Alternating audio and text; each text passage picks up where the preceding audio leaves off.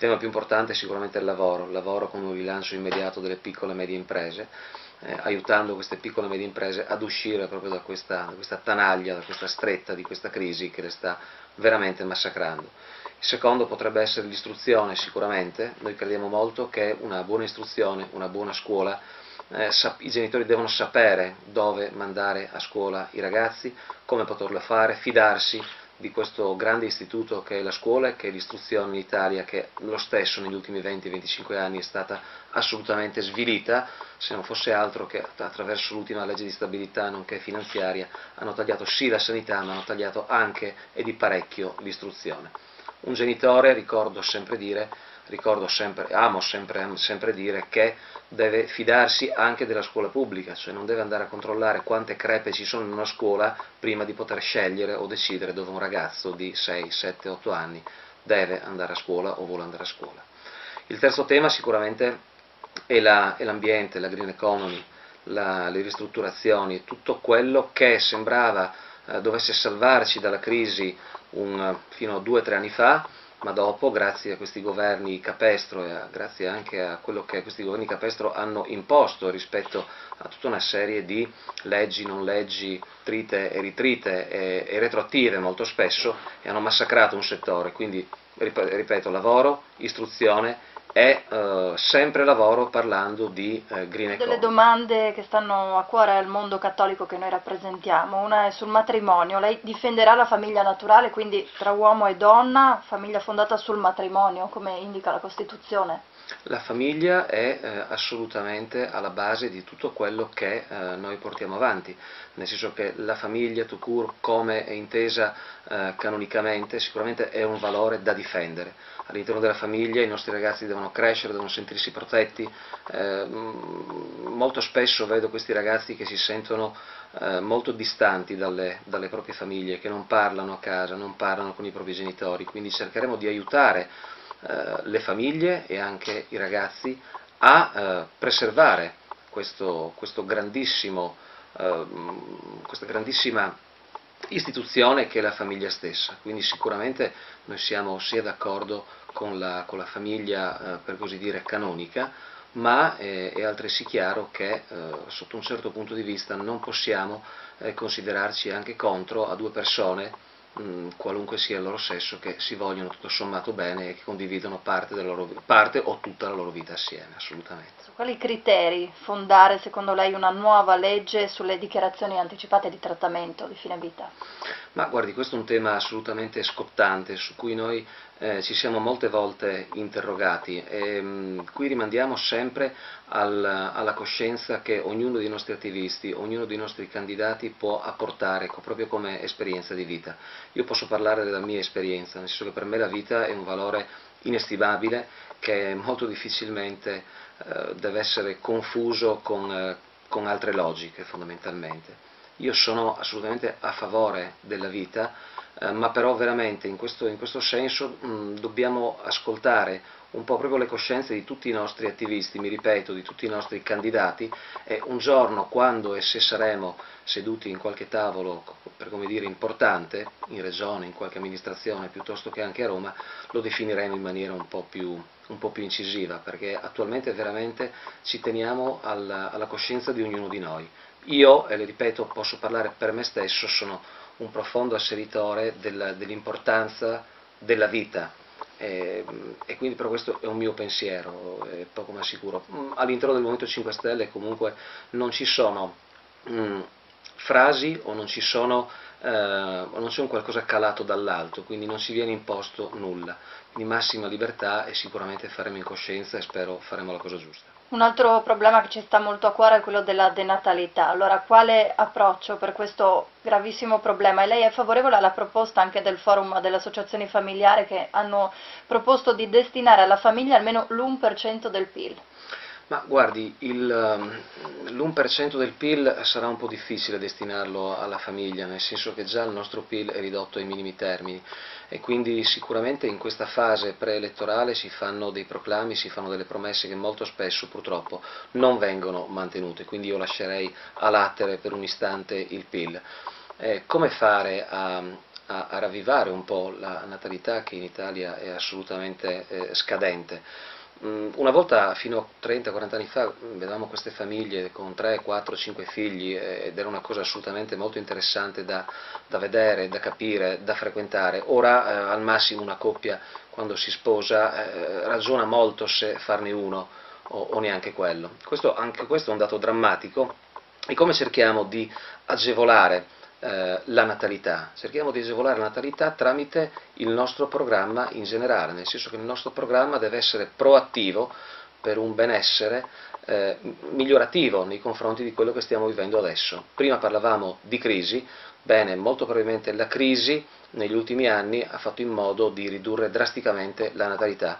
Mi metto nei panni di una coppia giovane di 20-25 anni che si sposa e decide di procreare e si fa tutta una serie di domande su che mondo vedrà il proprio figlio o la propria figlia.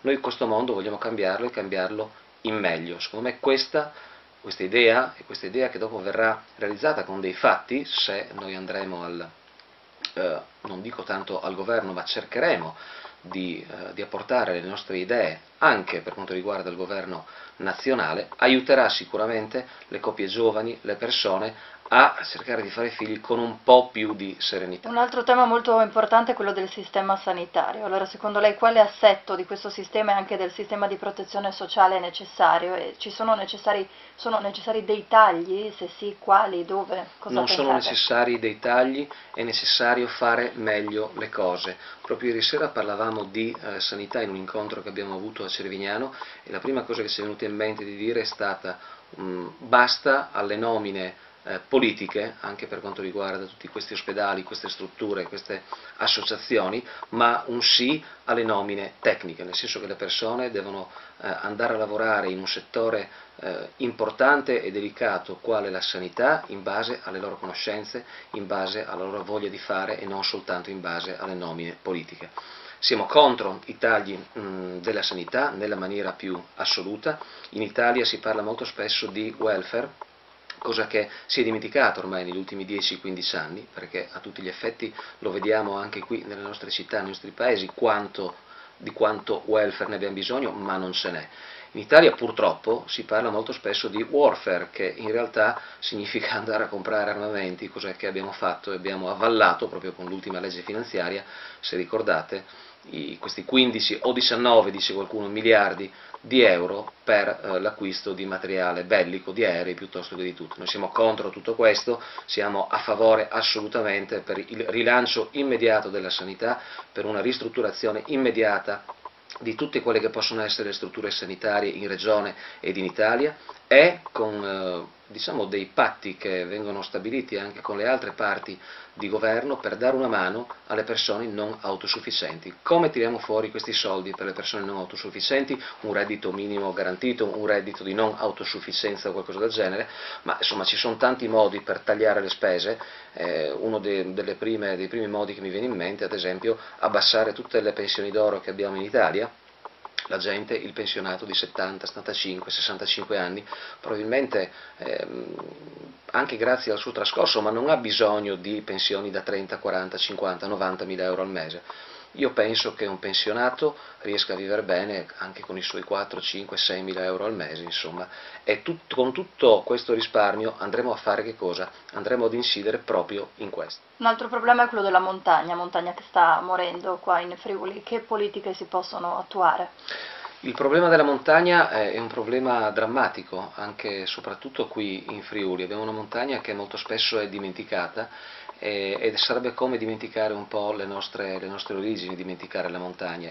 Io direi il problema della montagna e aggiungerei anche il problema del bosco, nel senso che nessuno parla mai di bosco, ma se noi pensiamo che il nostro bosco friulano ogni anno cresce di molto in termini di metri cubi, e non riusciamo ad inserire nessun giovane, nessun operatore a lavorare presso questo bosco per fare, per dirla in parole povere, la legna fondamentalmente, o finché le aziende che utilizzano la legna vengono a prendere la legna in Friuli Venezia Giulia e non vadano soltanto all'estero per un mero motivo speculativo.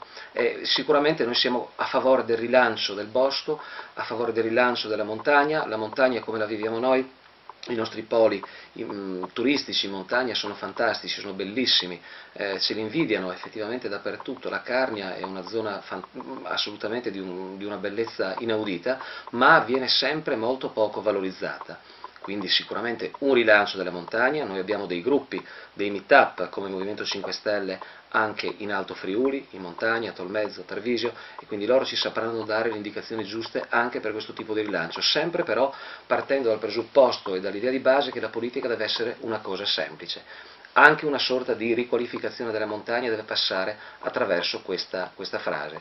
È chiaro che noi potremmo, il nostro petrolio in Italia, ma anche in Friuli, dovrebbe essere il turismo. Non abbiamo strutture adeguate, le lasciamo decadenti, dobbiamo ristrutturare tutto questo, dobbiamo ridare un rilancio alla montagna, non in primis ma a parimenti rispetto anche alle altre zone del Friuli, quindi un sì deciso a tutto quello che può essere la riqualificazione della montagna e del bosco stesso. Dalla montagna alla specialità del Friuli Venezia Giulia, secondo lei va difesa? E se sì, con quali contenuti? Come in ogni regione, tutte le specialità autoctone vanno difese, questo è poco ma sicuro. Vanno difese perché le specialità autoctone sono cultura, sono storia, sono quello che i nostri nonni ci insegnavano a fare e noi dobbiamo necessariamente portarli avanti, sempre però con un occhio rivolto verso il presente e il futuro. Noi ad esempio amiamo dire che alle elementari, alle medie, preferiamo forse che venga insegnato l'inglese che non il friulano. Io mi ricordo che il friulano l'ho imparato con i miei amici, con mia nonna, le prime volte quando da piccolo andavo a giocare a calcetto in oratorio piuttosto che al bar o qualcosa del genere. E quindi sì, difendiamo le nostre specialità, come le ha chiamate giustamente lei, autoctone, dico io, ma sempre con un occhio riguardo al presente e al futuro, nel senso che molto probabilmente i nostri figli e i nostri nipoti vivranno sì di questo tipo di specialità, ma non solo. Per quanto riguarda proprio la specialità regionale, invece, quindi l'autonomia che ha la nostra regione? L'autonomia che è la nostra regione ormai c'è e quindi verrà portata avanti questo tipo di autonomia. Fino a pochi anni fa ricordo che molti dal vicino Veneto volevano trasferirsi in Friuli perché la frase proprio fatta era quella di dire in Friuli si sta meglio perché è una regione a statuto speciale, quindi autonoma. Ecco, voi mi riconoscerete che in questi anni non è più tanto così, nel senso che il benessere ormai non si trova più da nessuna parte, tout court. Restiamo una regione a statuto speciale, però, ripeto, dobbiamo sempre considerare che viviamo all'interno di una nazione e soprattutto di un'Europa che si sta creando, sta diventando grande, quindi anche, come detto sopra, dobbiamo rivolgerci anche a questo tipo di interesse che non deve essere a questo punto soltanto più regionale, basta questo tipo di campanilismi, l'Italia è una e l'Europa è una. Parlando di giovani e occupazione, che cosa possiamo fare per favorirla? E poi è favorevole lei a dare la cittadinanza ai figli giovani degli immigrati che sono nati proprio qua in Italia? Le rispondo subito alla seconda domanda, io sono d'accordo nel dare la cittadinanza a questi ragazzi perché nella mia testa nulla lo vieta. In seconda battuta, per rilanciare l'occupazione, se non ricordo male mi ha chiesto per favorire l'occupazione giovanile, facciamo le stesse cose che faremo per un quarantenne che è rimasto disoccupato, per un esodato. Rilancio, e vi ripeto, della piccola e media impresa, corsi di formazione, rilancio immediato della green economy e tutta una serie di iniziative che porteranno i giovani ad uscire non tanto dalla famiglia ma dall'alveo familiare. Una volta ricordo che i giovani uscivano di casa, andavano a lavorare quando avevano 15-16 anni, adesso se escono a 35-40 anni è già bene. Dobbiamo far conoscere a queste persone, a questi ragazzi, che effettivamente con un po' di impegno, con un po' di voglia, con fatica sicuramente, di lavoro dobbiamo trovarne, dobbiamo crearne sicuramente, non facciamo proclami, voglio dire, oserei dire, di berlusconiana memoria con 1 milione di posti di lavoro, ma cerchiamo, attuando il nostro programma, che è un programma fruibile da tutti ed è un programma soprattutto realizzabile, di aiutare queste persone ad uscire un po' allo scoperto e a crearsi una vita e ad una famiglia. L'ultima domanda è dedicata ai costi della politica. Cosa manca da fare? Manca da tagliare, manca un taglio netto a tutti i costi della politica. Abbiamo votato un referendum un po' di anni fa che è stato deluso nelle aspettative da parte della nostra attuale classe politica, e mi riferisco al referendum rispetto ai rimborsi elettorali. Noi di 5 Stelle che cosa abbiamo fatto? Abbiamo subito sottoscritto un 50% di taglio dello stipendio, cosa che attualmente non ha fatto nessuno. Ricordo l'esempio della Sicilia, del Consiglio regionale friulano, siciliano, i 15 che siedono in Consiglio regionale siciliano il primo mese hanno restituito 123.000 euro e hanno dato questi soldi qua per un fondo sul lavoro e per l'imprenditoria giovanile sotto i 35 anni. Quindi questi signori in Sicilia del Movimento 5 Stelle hanno restituito 123.000 euro, lo faranno ogni mese per 5 anni, ammesso che il governo della Sicilia, della regione Sicilia, durerà per 5 anni. Quindi questo c'è da fare, non ci sono da fare tanti proclami, noi molto spesso veniamo considerati demagoghi e populisti, noi diamo del demagogo a colui che promette tanto e non fa. Noi proprio ritorneremo questi soldi e li investiremo in qualcosa di analogo rispetto a quello che hanno fatto gli amici siciliani e faremo vedere nero su bianco quello che siamo capaci di fare anche in questo campo. Però un taglio netto e drastico deve esserci assolutamente. Siamo stati i primi da qualche anno, in tempi quindi non sospetti, non da qualche mese, da qualche anno siamo stati i primi a proporre un taglio almeno del 50% dei costi della politica. Rendetevi conto che noi, attualmente ci danno ad una percentuale abbastanza alta in termini di voti, abbiamo fatto tutto con i nostri soldi senza un euro di rimborso, anzi abbiamo restituito ad oggi circa 1.600.000 euro di rimborsi che non abbiamo assolutamente voluto. Grazie del suo contributo e per Grazie a essere voi. stato qua su Radio Spazio 103. Grazie a voi.